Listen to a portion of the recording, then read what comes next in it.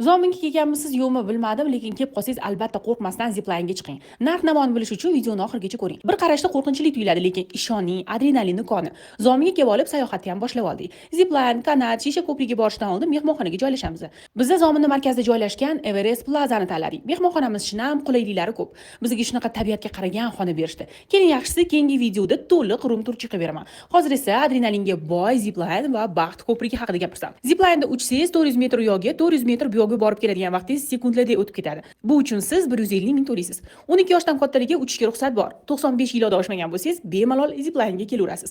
Zominga kelib, mana shu shishali baxt ko'prigiga chiqmasam bo'lmas edi. Ishoning, ko'prik ham echganchalik qo'rqinchli, voqmali emas. Asosiy qismi temirdan qilingan. Orada oyna ham bor, lekin juda ham mahkam. Asosiysi esa go'zallik, tabiat Sen qaranglar. yaratgan olamu inson go'zal, sen yuborgan Mustafa Qur'on go'zal. Xullas, Zominga sayohatimiz davom etadi. Videolarni o'tkazib olmaslik uchun sahifamga obuna bo'lib qo'ying.